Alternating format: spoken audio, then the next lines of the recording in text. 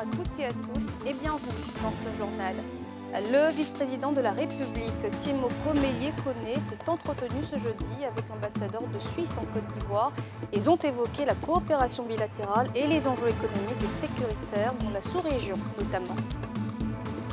À quelques semaines des fêtes de fin d'année, lancement ce jeudi de l'opération Épervier par la police nationale. L'objectif, assurer un climat de sécurité renforcé à l'approche de cette période.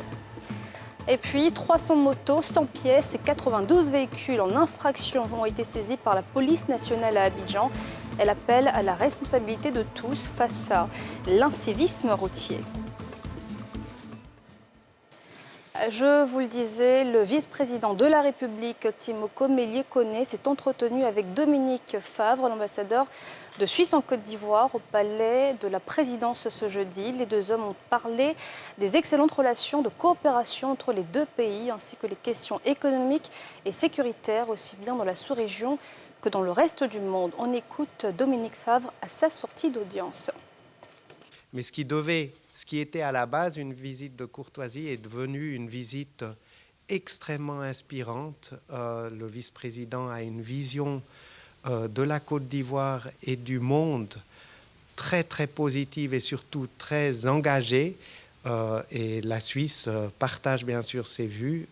C'est un bâtisseur de ponts, comme l'est le président Ouattara, pas seulement au sens propre, avec les beaux ponts que nous connaissons ici à Abidjan, mais surtout au sens figuré, entre les pays, entre les régions du monde. Vous savez, pour la Suisse, c'est quelque chose qui compte beaucoup aussi, de réunir les personnes, de bâtir la paix. L'opération Épervier a été lancée à Treichville ce jeudi par la police nationale. Elle a pour objectif d'assurer un climat de sécurité renforcé dans la capitale économique, mais aussi sur toute l'étendue du territoire national à l'approche des fêtes de fin d'année. Le constat de Pierre Dipomélin et de Fulgence Kissidou. C'est bientôt les fêtes de fin d'année, moment propice aux actes délictueux et criminels. Les forces de sécurité anticipent avec la 10e opération Épervier lancée à Treichville. La stratégie repose sur une présence policière accrue dans le but de garantir la tranquillité et la sécurité des citoyens. La police est accompagnée dans cette mission par les forces de défense. L'examen des statistiques criminelles, économiques et financières permet au service de la police nationale d'identifier la nature des infractions récurrentes et les principales zones criminogènes sur une période donnée. Ces données statistiques amènent les experts de la sécurité que sont la police nationale, la gendarmerie nationale et les forces armées de Côte d'Ivoire à initier des actions conjointes de sécurisation. Il s'agit de s'attaquer aux foyers criminogènes, de détruire les fumoirs, de démanteler les réseaux de trafic des êtres humains, de lutter contre l'installation des gares anarchiques, de restaurer la tranquillité des citoyens et de créer un cadre propice aux activités socio-économiques. Treichville est le point de départ de cette opération nationale. Le maire de la commune, François-Albert Amichia, a salué le professionnalisme de la police nationale avec laquelle il a travaillé étroitement lors de la Cannes 2023 avant de dire l'engagement des autorités municipales à accompagner et soutenir l'opération. En ma qualité de premier magistrat de cette commune, je me tiens prêt avec les administrés, les populations, les opérateurs économiques y compris, à jouer notre partition en nous appropriant ce lancement par une franche collaboration avec les forces de sécurité, comme vous l'avez souhaité. La commune de Treichville est heureuse de vous accueillir ce matin et de servir de rampe de lancement à cette opération dont l'objectif est de faire reculer la criminalité en tout lieu et en toutes circonstances, en prélude aux fêtes de fin d'année dans notre pays. Cette opération de sécurisation de grande envergure, dénommée Épervier 10, s'est effectuée simultanément dans toutes les 12 préfectures de police du pays. Et puis près de 300 motos sans pièces et 92 véhicules en infraction sans assurance ni visite technique ont été saisis par la police nationale et stationnés à la préfecture d'Abidjan. Un signal fort face à l'incivisme routier. La police appelle à la responsabilité de tous. Les précisions de Salif Elekwe, Kimorik et de Chèque Bleu. Abidjan, la capitale économique de la Côte d'Ivoire, une cité dynamique avec une circulation dense. Véhicules personnels, transport en commun avec les taxis, les minicars, communément appelés baka, motos, constituent entre autres les moyens de transport qui se côtoient dans la ville. Ces usagers de la route roulent-ils toujours dans les normes? Non. Mais il s'est en train de voir, il s'est en train d'aviser, il va faire mes papiers. Souvent, on donne l'argent pour faire les papiers. Arrivé là, normalement, maximum 2 semaines, on nous dit qu'on devrait avoir nos papiers. Mais selon nous, souvent, ça va au-delà de 1 mois ou 2 mois. Parce qu'il y a beaucoup de nos frères qui refusent de faire les papiers. Quand tu as tous les papiers, tu roules correctement, ton cœur ne bat pas. Mais quand tu n'as pas les papiers, tu doutes. En fait, tu n'es pas tranquille en fait. Oui, j'ai mis tous mes papiers au complet. Pour ceux qui ne le font pas, je ne sais pas trop pourquoi, mais il y a aussi les moyens. C'est la négligence. Non, en tant que propriétaire de voiture, la voiture travaille de faire une recette. Il doit payer l'assurance. Il doit faire le papier de ta voiture pour que ta voiture puisse travailler à l'aise. Direction la commune d'Adjamé, où est logée la préfecture de police d'Abidjan. Cette fourrière sur ce site est débordée. Des véhicules en piteux état, des tas de ferrailles, des voitures sans rétroviseur qui manquent de pièces administratives essentielles. Une plaque d'immatriculation carrément illisible. Donc, en cas de commission d'infraction, on ne peut pas remonter à son auteur. Une situation que regrette le patron des lieux. Nous avons environ 300 motos dépourvues de toutes pièces qui sont mises en fourrière. Pour l'opération que nous avons lancée concernant les véhicules ou les engins circulant sans attestation d'assurance, sans visite technique, équipés de vitres teintées non d'origine, de plaques illisibles ou banalisées, le point de 12 heures nous a donné 92 véhicules. Face à cette urgence, le préfet de police d'Abidjan en appelle au civisme. Nous voudrons lancer un appel aux populations à l'effet de se mettre en règle, non seulement pour leur propre sécurité, mais la sécurité des populations et des usagers de la route. Monsieur le directeur général de la police nationale, en liaison avec le ministère des Transports, ont même installé un site pour les motos à l'effet de leur immatriculation rapide. Un avis partagé par ces acteurs du transport rencontrés sur place. Il y a plein qui n'ont pas les 4 pièces. On me suis découragé. On plaide à une première fois à M. le préfet. Ils n'ont qu'à libérer. Nous, on va faire un suivi. On va faire une sensibilisation sur le terrain. Ils n'ont qu'à faire tout possible. Ils réparer les véhicules, faire pièces complètes les véhicules. Selon le préfet de police d'Abidjan, l'on a enregistré de janvier à août 2024 à Abidjan quelques 21 593 accidents de la voie publique qui ont fait 196 décès et 7 616 blessés. Des chiffres alarmants qui en appellent au bon sens et à la responsabilité de toutes les populations afin de préserver des vies humaines.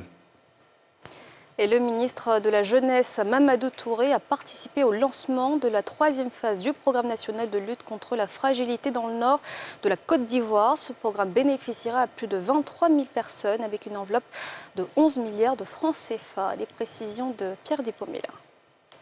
Remise de chèques, de bans de permis de conduire et des appuis de diverses formes aux jeunes et aux femmes de Bouna, capitale du Bunkani, dans le cadre du lancement officiel de la phase 3 du programme national de lutte contre la fragilité dans les zones frontalières du Nord. Je suis contente pour avoir mon permis de conduire. Il n'est qu'à m'aider pour avoir un travail aussi.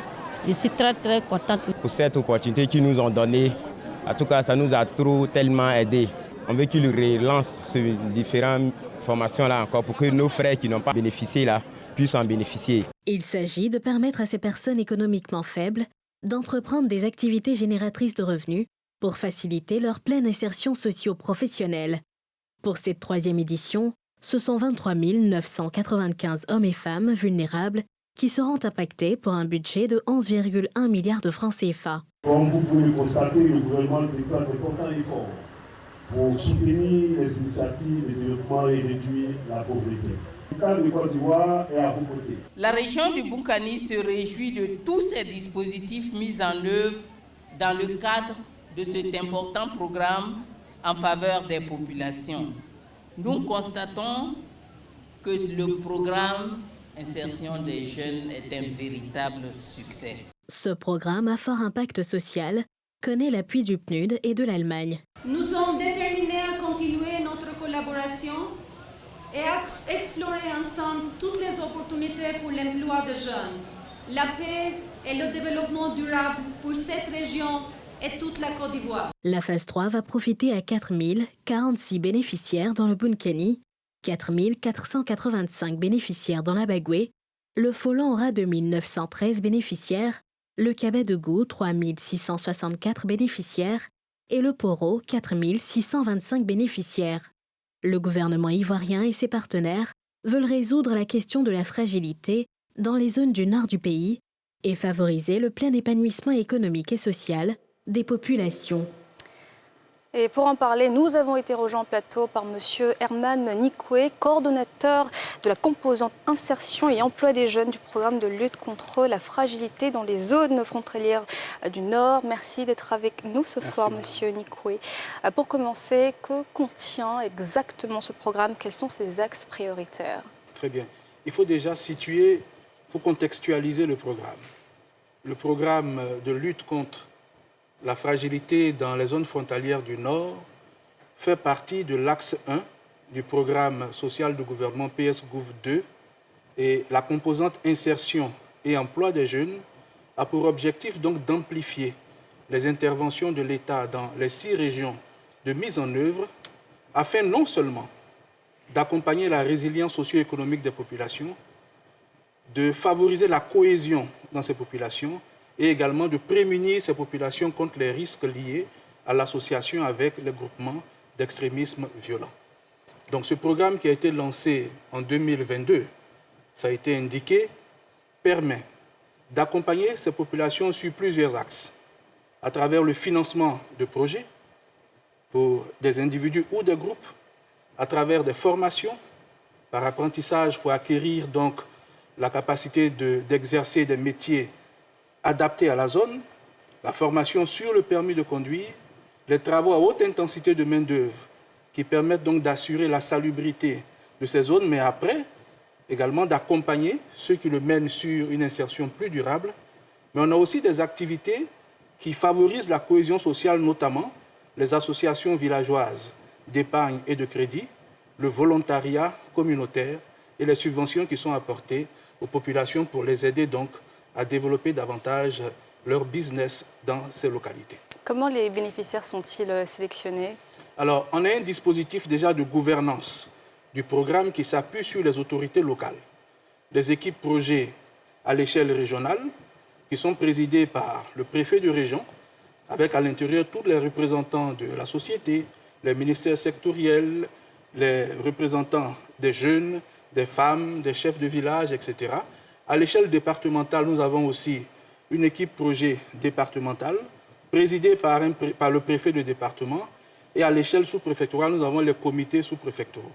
Ce qui se passe, c'est que lorsqu'on ouvre les inscriptions, que ce soit en sous-préfecture, préfecture, mairie, conseils régionaux et dans les démembrements de l'agence emploi jeune, tous ceux donc, qui s'intéressent à ces dispositifs font acte de candidature.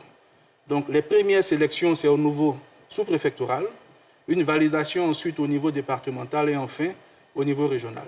Ce qui nous permet donc de retenir les listes de personnes qui sont identifiées localement. Quel bilan faites-vous des précédentes phases, puisque là nous sommes donc à la 3e phase? Peut-être avez-vous tiré des leçons donc des précédentes phases pour pouvoir donc améliorer la performance de cette 3e phase? Alors il faut indiquer déjà que les 2 premières éditions ont permis de toucher autour de 53 883 bénéficiaires pour un objectif global qui était fixé à 65 613 bénéficiaires. Mais ce qu'il faut retenir aussi, c'est que ce programme, non seulement aide les populations à s'autonomiser, mais il y a aussi l'effet et l'impact de ce programme sur la cohésion sociale au niveau donc de ces localités. Les leçons qu'on tire, c'est déjà que le système de gouvernance qui est mis en place permet donc de toucher la population, mais aussi de saisir celles qui se rapprochent le plus des objectifs assignés à ce programme. Une autre leçon qu'on tire, c'est qu'à travers toutes les campagnes de sensibilisation qui sont faites, on arrive donc à impliquer et à intéresser les populations. Mais on a aussi des défis. Nos défis, c'est de se rapprocher le plus possible encore des zones les plus limites en termes de rapprochement avec les frontières des autres États. C'est également de mettre l'accent sur le financement au profit de groupements à travers des projets collectifs, des projets structurants qui vont impacter plus durablement ces populations et donc créer une dynamique économique qui va perdurer dans le temps. Et les femmes dans tout ça? Alors, on avait initialement un objectif de 30% de femmes. Mais à date aujourd'hui, on est à 45% de femmes sur ce programme. Et il y a certains dispositifs pour lesquels on va même jusqu'à 50-60% de femmes.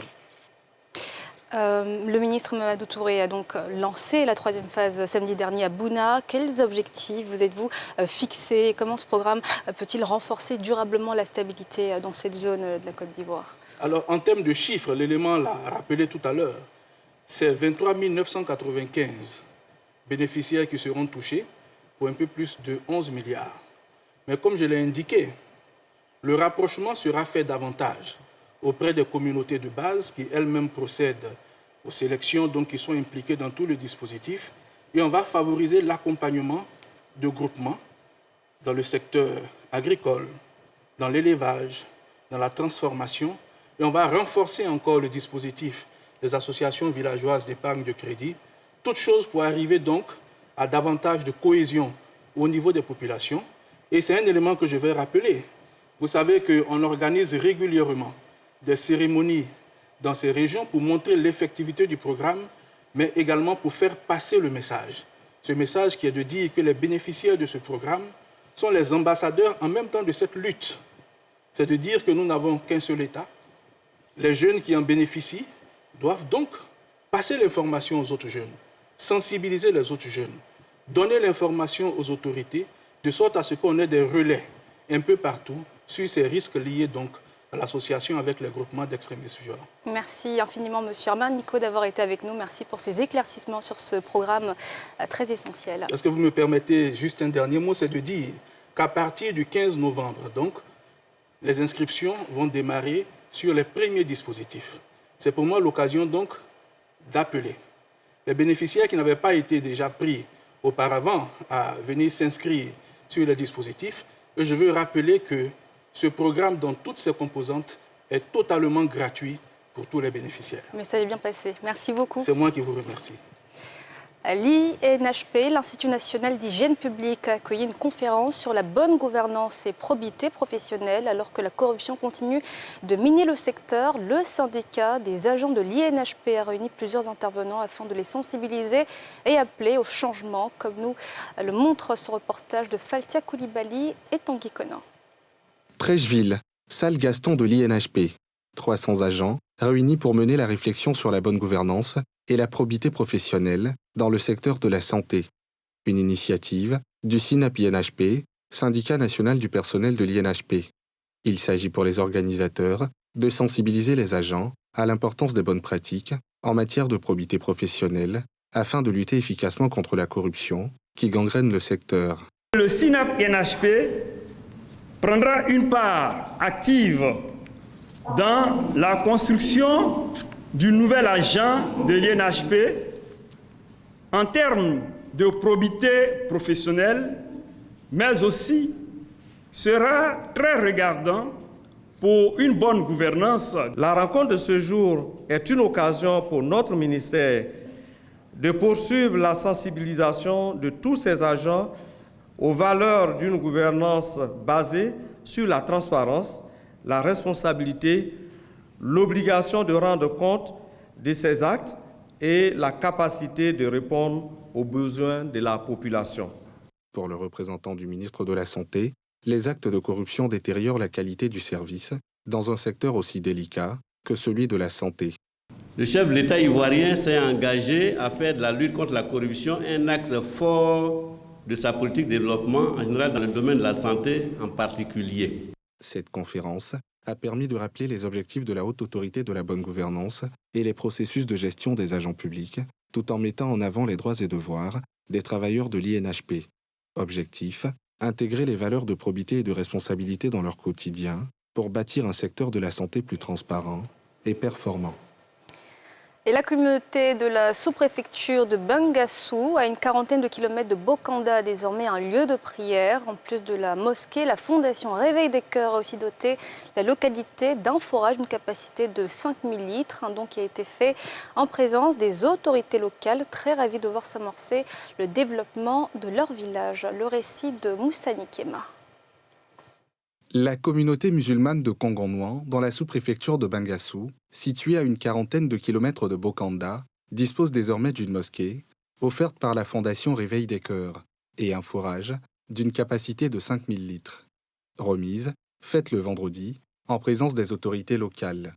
Offrir une mosquée à la communauté qui a adhéré à l'islam, et en plus d'un forage, c'est un bien inestimable.